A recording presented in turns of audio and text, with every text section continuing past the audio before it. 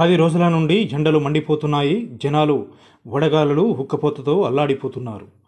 హైదరాబాద్తో సహా రాష్ట్రంలో ప్రస్తుతం ఉన్న వేడిగాలులు వచ్చే వారం నుండి తగ్గుతాయని భారత వాతావరణ విభాగం తెలిపింది. మే 6 వరకు రాష్ట్రంలో హీట్ వేవ్ అలర్ట్ కొనసాగుతుండగా ఆ తర్వాత గణనీయమైన మార్పులు వచ్చే అవకాశం ఉందని వెదర్ డిపార్ట్మెంట్ అంచనా వేసింది. మే 7 నుంచి ఉరుములు మెరుపులతో కూడిన వర్షాలు పడే అవకాశం ఉందని వెల్లడించింది. మే 7వ తేదీ నుంచి వర్షాలు కురుస్తాయని అంచనా వేయడంతో హైదరాబాదులో వాతావరణ మార్పులు చోటు చేసుకున్నాయి.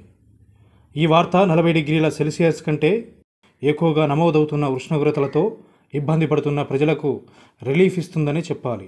వర్షాలు ప్రారంభమైన తర్వాత హైదరాబాదులో ఉష్ణోగ్రతలు 40 డిగ్రీల కంటే తక్కువగా పడిపోతాయని ఐఎండీ అంచనా వేసింది. అప్పటి వరకు హైదరాబాదులో గరిష్ట ఉష్ణోగ్రతలు 41 నుంచి 43 డిగ్రీల సెల్సియస్ మధ్య నమోదయ్యే అవకాశం ఉంది.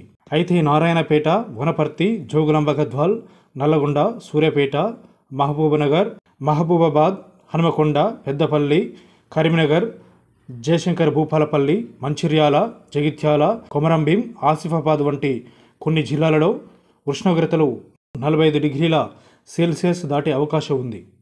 ఇక శుక్రవారం నగరంలో ఉష్ణోగ్రతలు గణనీయంగా పెరిగాయి.